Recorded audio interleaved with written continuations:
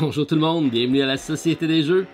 Et non, pas de déguisement cette semaine, on garde ça pour la semaine prochaine, semaine d'Halloween. Alors sans plus tarder, regardons ce qui est arrivé sur le marché au niveau des jeux de société en boutique chez Randolph et en ligne sur Kickstarter. Actualité du 26 octobre, c'est parti!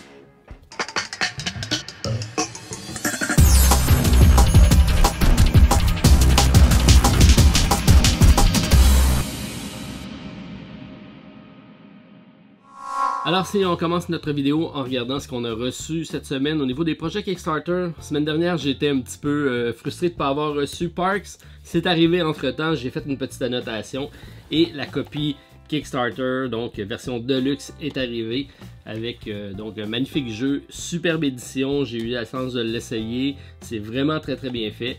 Seul bémol, c'est rentré 2 semaines après la sortie en boutique du jeu, donc pas vraiment un bon timing.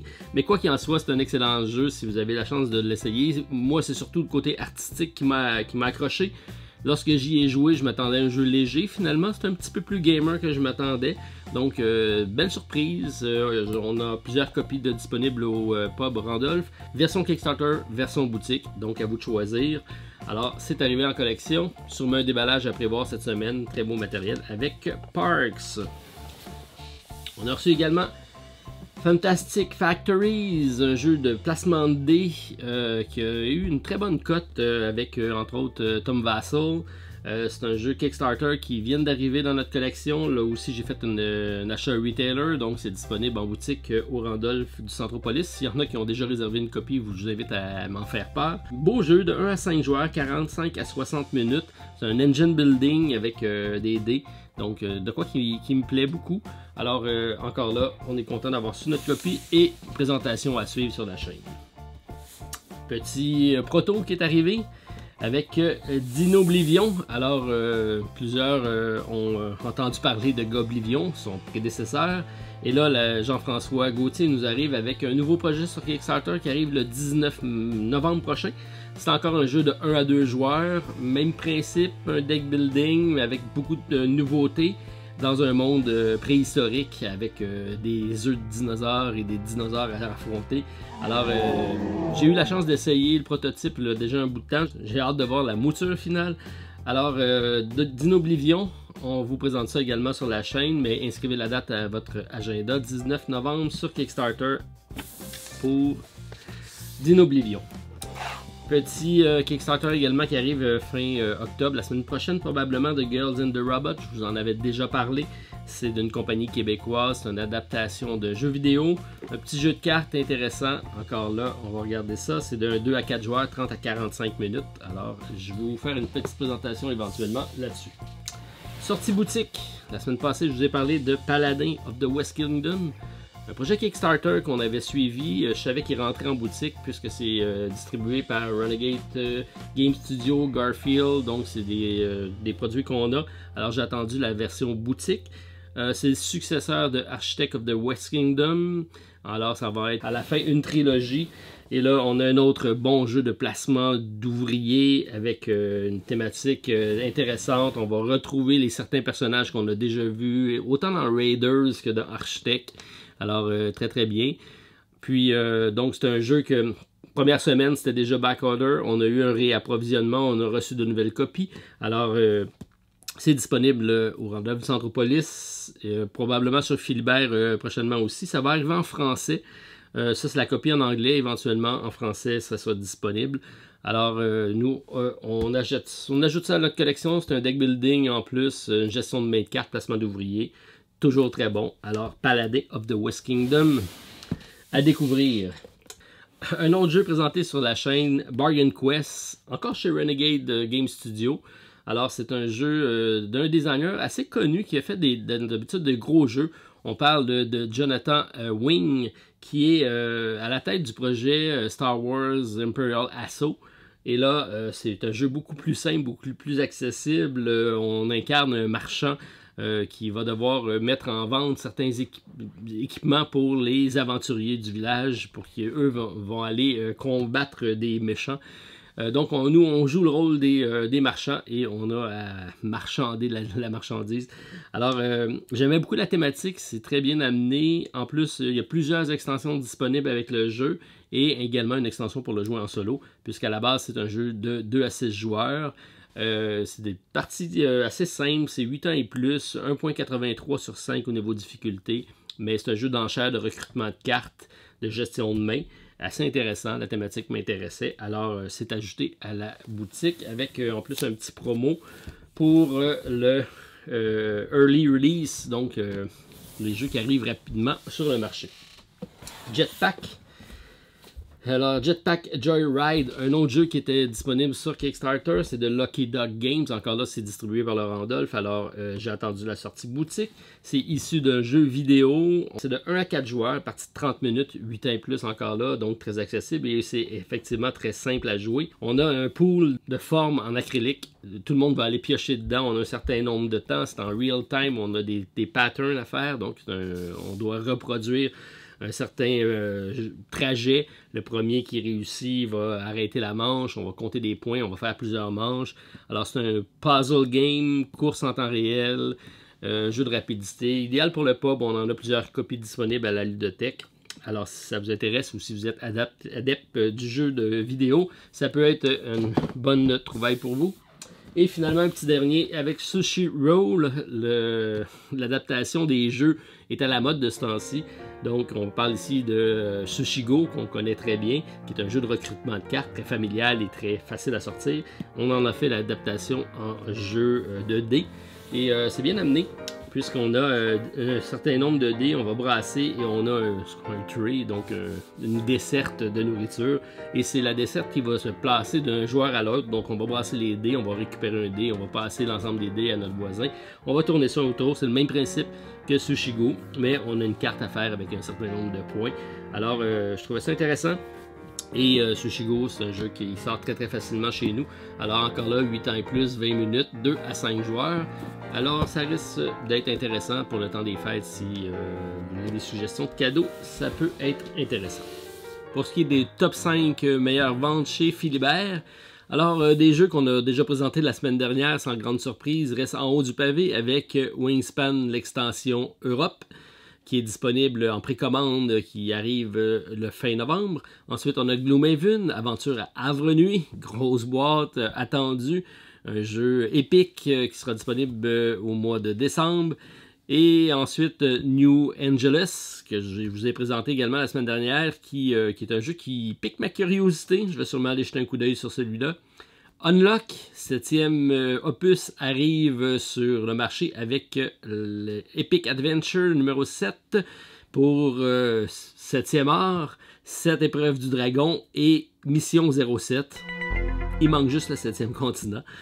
Finalement, un dernier qui me surprend un petit peu avec La Crique des Pirates, jeu de Days of Wonders, publié en 2002, que j'ai à ma collection depuis longtemps. Et bon, il faut dire que l'Halloween arrive. Peut-être que c'est pour m'inspirer pour mon déguisement d'Halloween.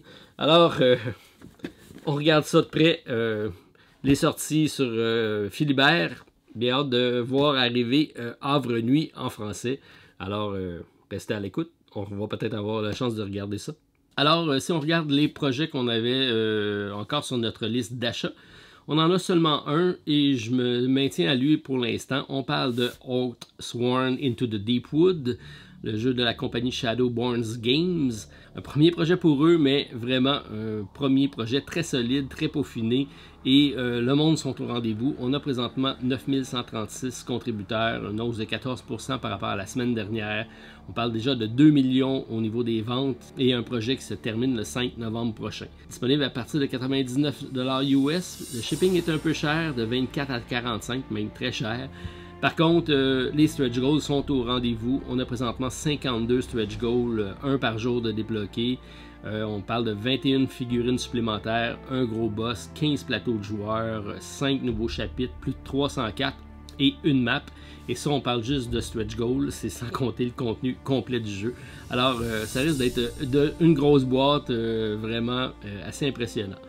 Alors, on est présent, on aime beaucoup ce qu'on voit de la campagne, ça semble être un excellent jeu. Par contre, c'est un narratif en anglais, alors c'est peut-être pas à la portée de tous. Reste à voir si éventuellement une traduction sera faite. Pour moi, je dis que c'est un Gloomhaven version 2.0, alors bien hâte de mettre la main sur cette copie-ci, puis regarder qu'est-ce que ça semble. Ça semble un peu plus épuré, donc plus rapide comme gameplay. Reste à découvrir. Alors, Oathsworn Into the Deep Wood jusqu'au 5 novembre prochain. Si vous voulez plus d'informations, allez voir les vidéos précédentes. On en a fait plusieurs. On n'a pas eu une nouvelle contribution cette semaine. Par contre, j'ai plusieurs jeux qui sont sur ma liste de suivi, qui sont sur le bord de se faire confirmer. Je regarde toujours la campagne aller. Je regarde vraiment jusqu'à la fin dans le cas présent. J'ai tendance à moins y aller maintenant dès le début, à moins que ça soit vraiment intéressant au niveau des early birds. Sinon, je laisse courir la campagne et je confirme vers la fin, si j'oublie pas. Alors, on a Calico de Flat Out Games. On vous en a parlé également la semaine dernière.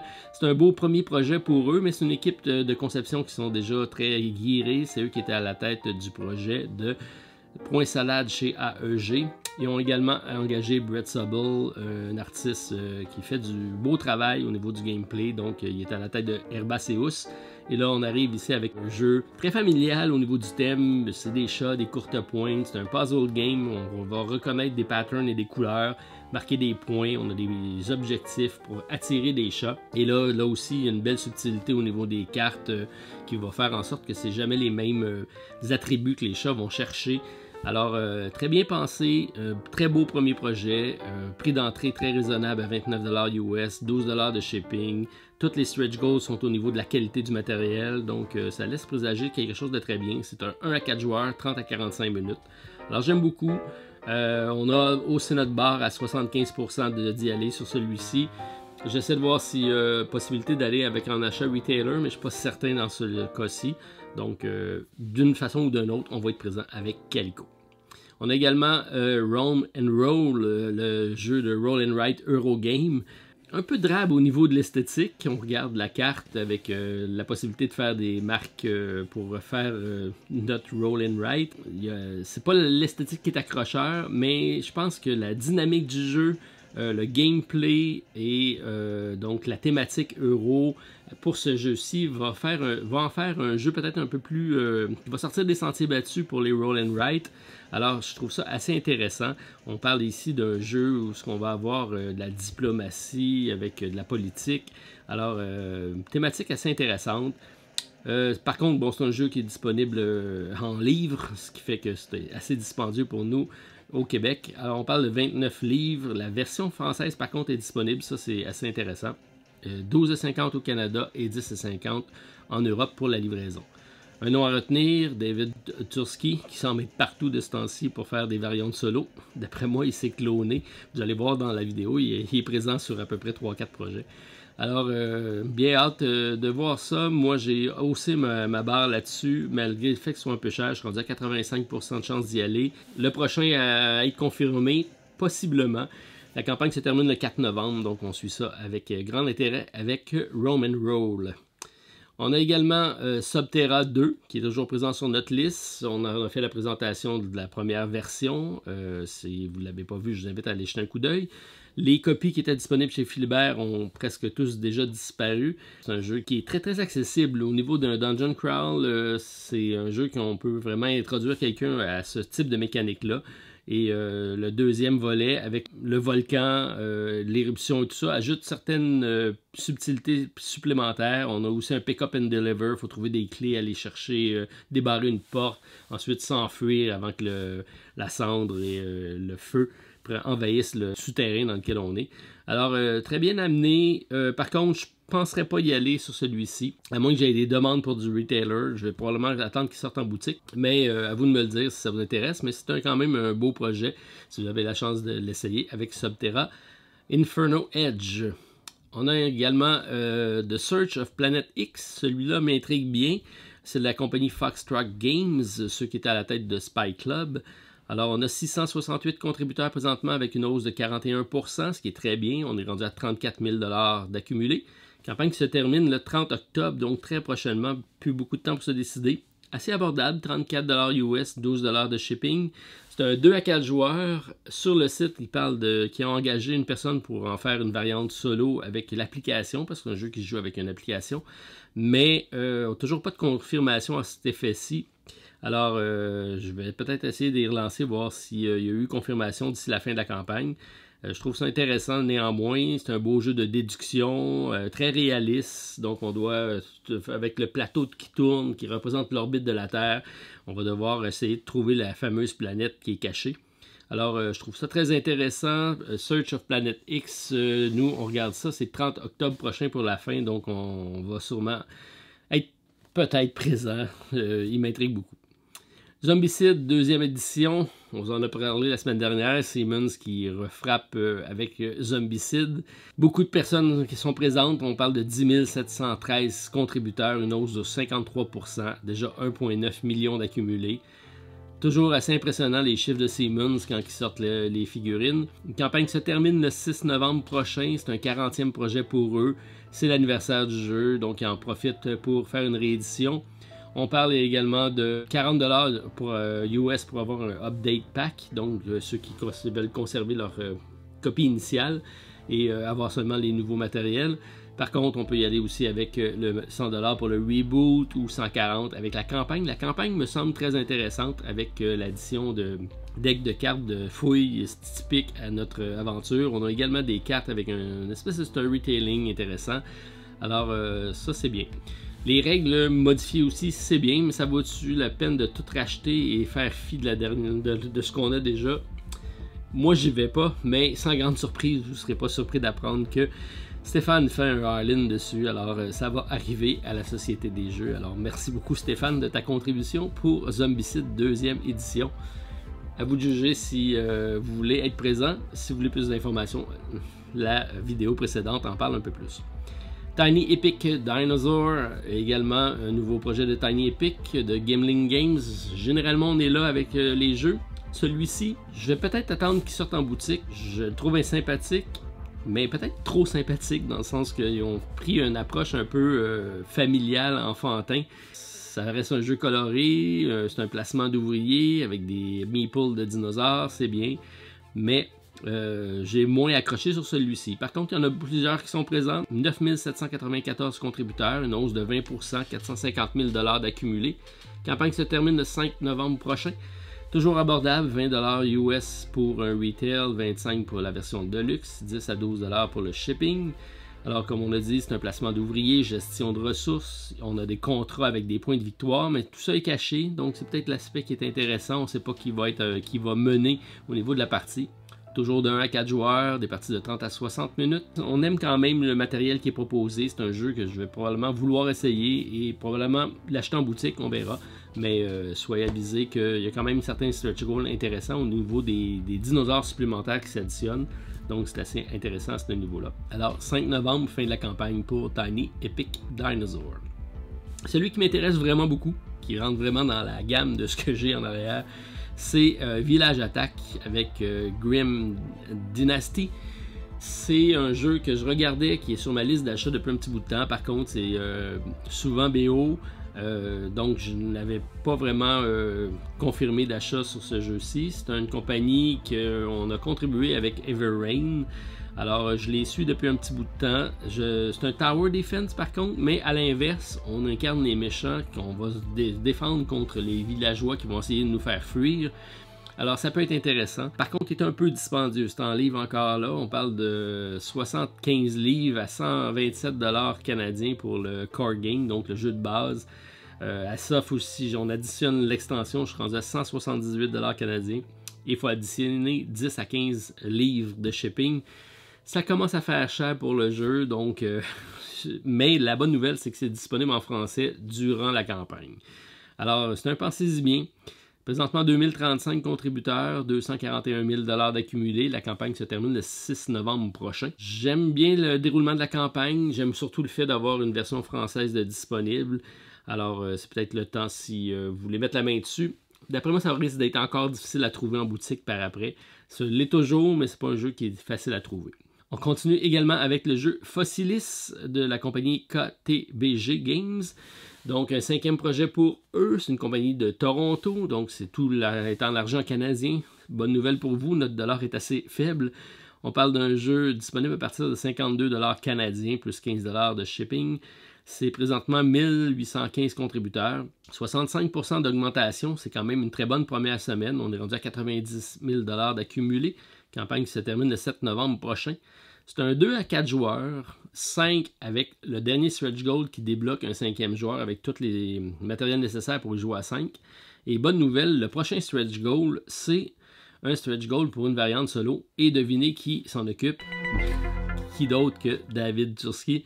Alors, d'après moi, il y a un clone, c'est sûr et certain. On a un beau jeu ici avec une belle thématique. On creuse, on va déplacer des pierres, on va aller chercher des morceaux d'os. Ça devient un set collection pour éventuellement recréer un dinosaure. Donc, toute la thématique du set collection fonctionne très bien avec la thématique de l'archéologie.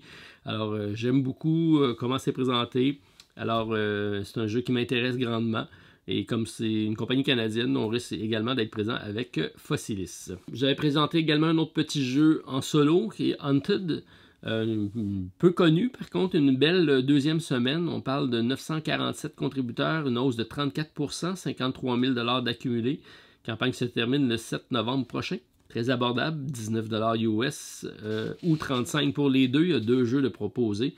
Et on parle de 16 $ au niveau du shipping. C'est un jeu solo seulement, mais par contre, avec les derniers stretch goals, on a débloqué la variante 2 joueurs. Alors là, à l'inverse, on part avec un jeu qui est uniquement pour solitaire et on ajoute un 2e joueur. C'est quand même très bien.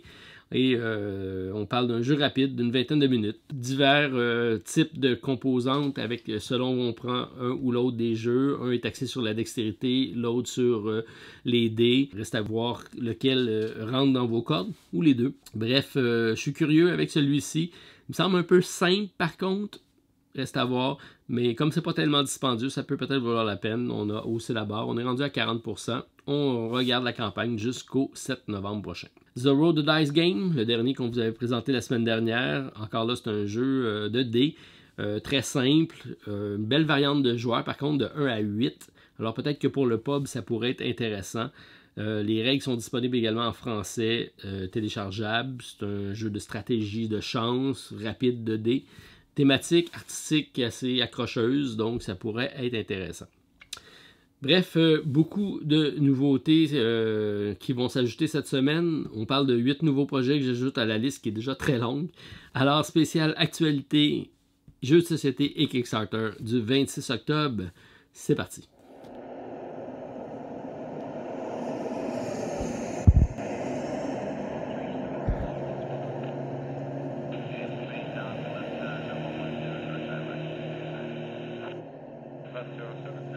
On débute cette semaine avec le projet Beyond Humanity Colonies de la compagnie Three-Head Monster. Un premier projet pour eux, une compagnie de Pologne qui nous arrive avec un projet fort ambitieux. Déjà près de 1000 contributeurs avec 300 000 $ d'accumulés. Vous direz que c'est un gros montant. C'est surtout parce que le jeu est excessivement cher. 225 $ US plus 31 de shipping, 16 en France. On parle d'un jeu de 1 à 5 joueurs, un semi-coopératif de 30 à 180 minutes par partie. Il ne sera pas disponible en boutique, alors si c'est un jeu qui vous intéresse, c'est maintenant ou jamais sur Kickstarter.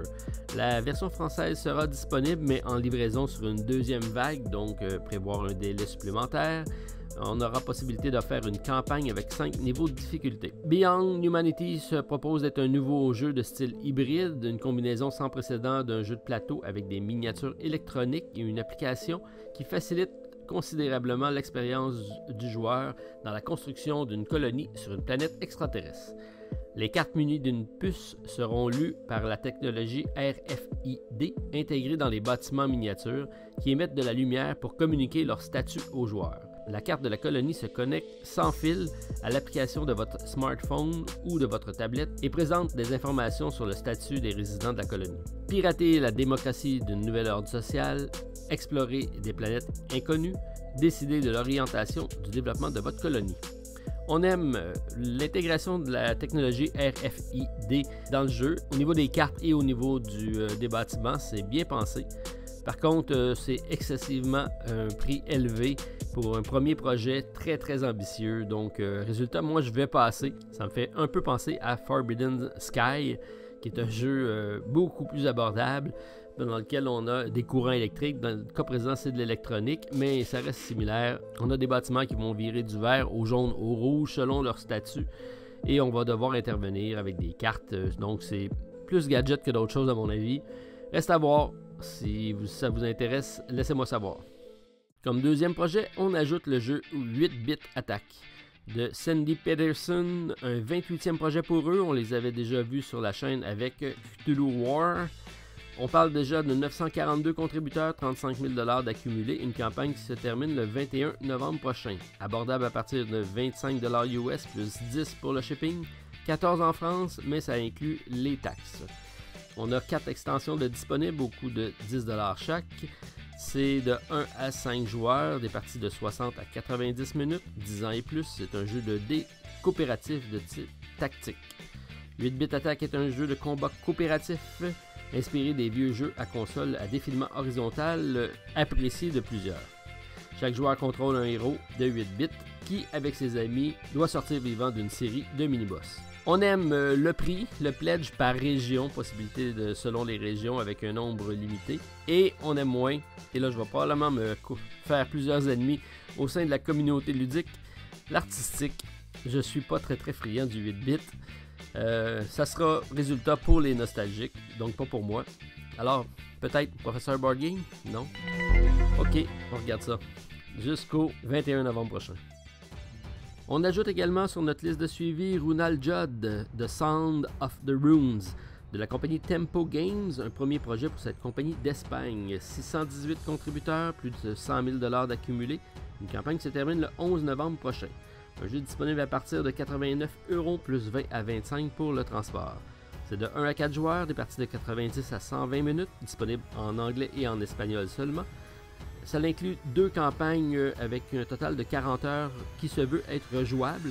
Une extension est également disponible lors de la campagne. C'est un jeu de lancer de runes un peu à la Viking Guard.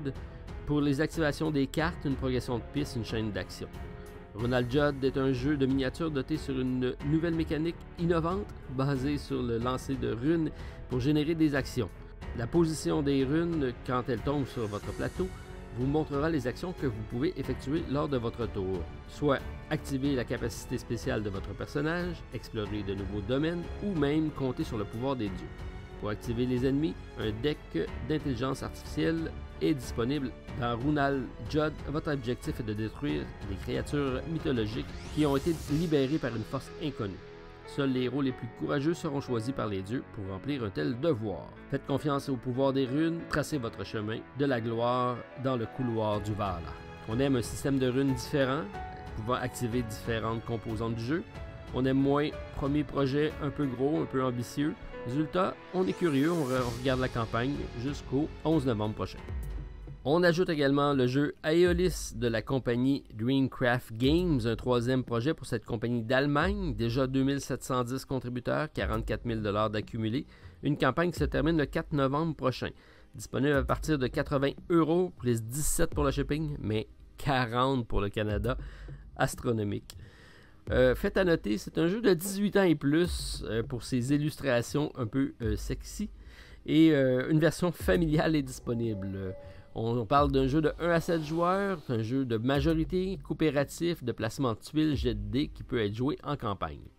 Aeolis est un jeu principalement de construction de royaumes pour 1 à 7 joueurs en mode coopératif.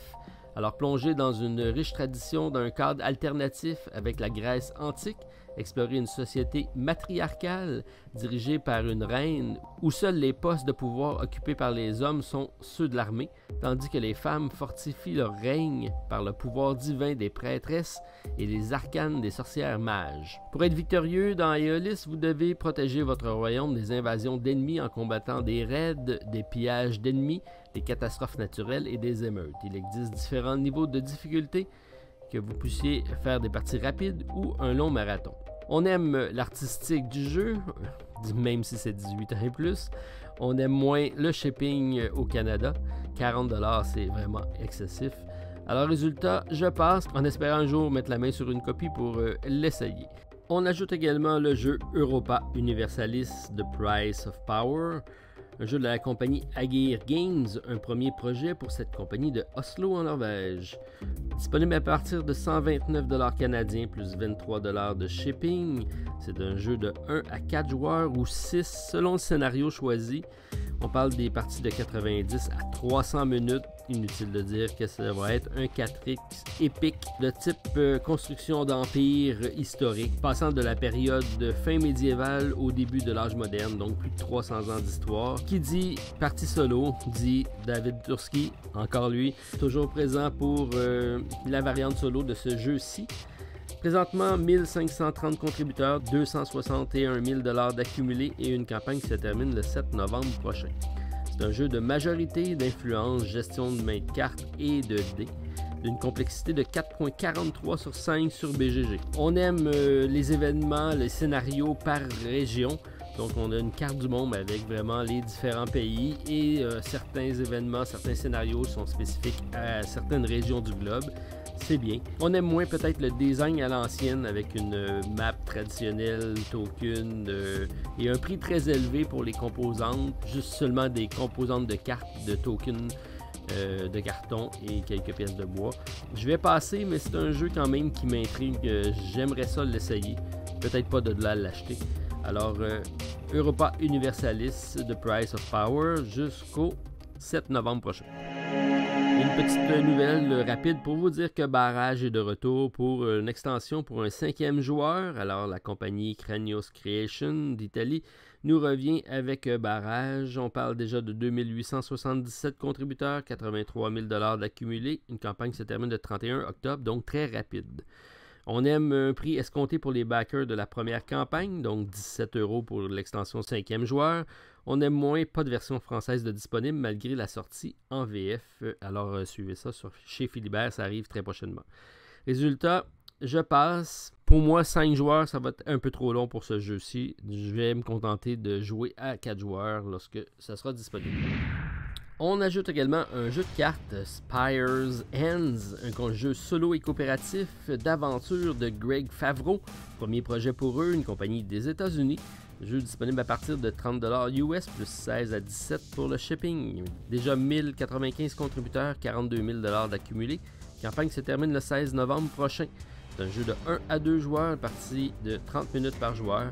C'est un jeu de points d'action coopératif, deck building, un jeu de dés et une campagne d'histoire dirigée par les cartes. Spire N est un jeu de cartes solo et coopératif proposant des rencontres d'ennemis, des scénarios interactifs basés sur une histoire et des œuvres d'art de haute qualité. C'est une expérience de jeu unique sans beaucoup de bagages. Des configurations simples, règles intuitives, composantes minimales. Pas de DM, pas de comptabilité, pas de feuilles de personnage, juste vous, un jeu de cartes surdimensionné, des dés et des marqueurs de cubes. C'est une histoire terrifiante d'une étrange tour qui émerge au cœur d'une ville viking très animée. Les citadins ont disparu, c'est à vous de lancer une opération de sauvetage et de résoudre le mystère à tout prix. Alors on aime l'artistique noir, blanc et rouge à la Sin City de Frank Miller, les cartes grosseur tarot, on aime moins jet de dés avec beaucoup de hasard. Résultat, pour l'artistique, oui, 50% d'y être, un storytelling un petit peu à la Escape the Dark Castle. J'ajoute également une proposition d'un auditeur, Nabla, qui nous a parlé de Dare to Dream, un jeu de Florian Oz Edition, un deuxième projet pour cette compagnie suisse qui arrive sur Kickstarter avec la version française de la campagne, donc c'est assez intéressant. C'est possibilité de faire la traduction du jeu, donc de l'avoir en français. Présentement, 113 contributeurs, 5 000$ d'accumulés. Campagne se termine le 13 novembre prochain. Présentement, 37% de financement, donc on n'a pas atteint 100%. Alors, c'est pourquoi je vous passe l'information. Disponible à partir de 28€. C'est une campagne en version française, comme je vous dis. C'est un 2 à 4 joueurs, des parties de 45 à 60 minutes. Ça a été créé par Ethan D. Jones et magnifiquement illustré par Shane Malone. Alors, c'est un jeu d'équipe avec une échelle de temps, de pouvoir variable. C'est un tous contre un. On doit affronter les forces de la nuit qui va nous envoyer des cauchemars. Et nous, on va se servir de nos doudous et de nos différents alliés pour pouvoir passer à travers les fameux cauchemars. Alors, on aime l'artistique, une campagne en français. On aime moins pas de disponibilité au Québec. Et c'est un jeu de tous contre un. D'habitude, c'est pas mon style de jeu, mais celui-ci va peut-être faire exception.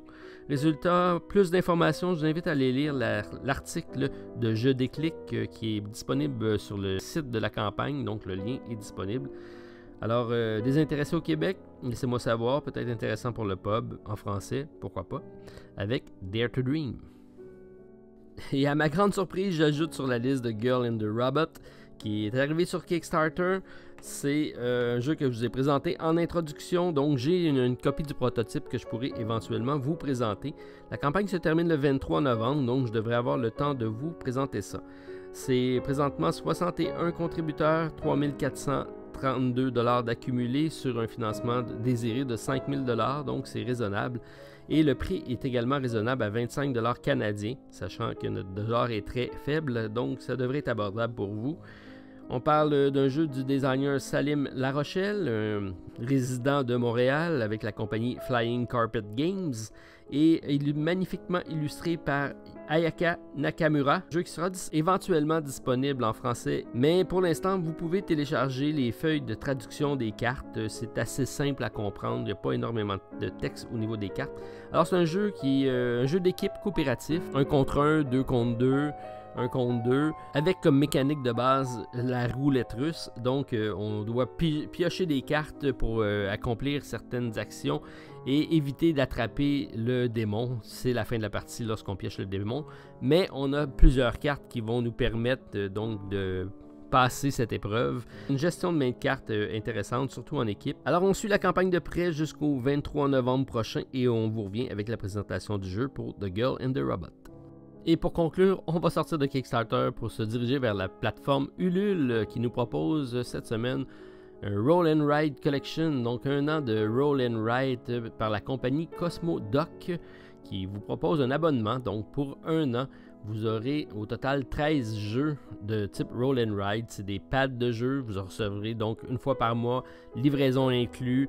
Un livret d'une 50aine de pages pour pouvoir jouer au Roll and Write avec les instructions du jeu. Première livraison, vous recevrez également les dés pour y jouer. Et donc c'est assez sympathique. Chaque mois, vous allez avoir dans votre boîte à lettres une série de nouveaux jeux. Donc en décembre, on commence avec Dice Quest, Tower of Illusion et Diggers, ainsi qu'un set de 4 dés. Ensuite en janvier et comme ça tout au long de l'année. Donc ça part de décembre 2019 jusqu'en novembre 2020. C'est assez intéressant. C'est déjà très bien illustré. Tous les projets sont déjà en route. Alors ça me semble confiant.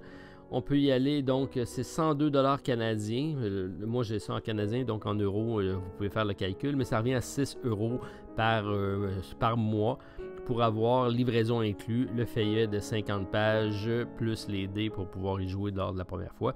Donc c'est assez sympathique, c'est bien pensé, c'est quelque chose que malheureusement je peux probablement pas avoir ici au Canada. Mais si vous m'entendez, la gang là-bas du Cosmodoc, on serait intéressé ici au Canada. Donc laissez-moi savoir si c'est de quoi que vous pouvez m'envoyer par PDF. Je pourrais en faire la présentation sur la chaîne. Parmi les titres à surveiller la semaine prochaine sur Kickstarter, on parle du 30 octobre prochain, Les Ombres de Macao du concepteur Charles Chevalier et de l'illustrateur Jonathan Auconte, publié chez Ankama Game. Et le 31 octobre pour l'Halloween, The Quick and the Undead de mon ami Connor McGoey chez Inside Up Game. Et on regarde ça, je serai présent pour la campagne avec une présentation preview et un peu plus. Alors c'est complet pour cette semaine. Alors avant de vous quitter, je voulais seulement vous remercier. Vous êtes plus de 5000 abonnés maintenant sur la chaîne, ce qui veut dire qu'on débloque le tirage. Donc restez à l'écoute. Lors de la revue du mois, on vous reviendra avec les modalités pour le nouveau tirage. Alors je vous remercie beaucoup et on se revoit la semaine prochaine pour une autre vidéo de Kickstarter à la Société des Jeux. Bonne fin de semaine à tous. Bye tout le monde.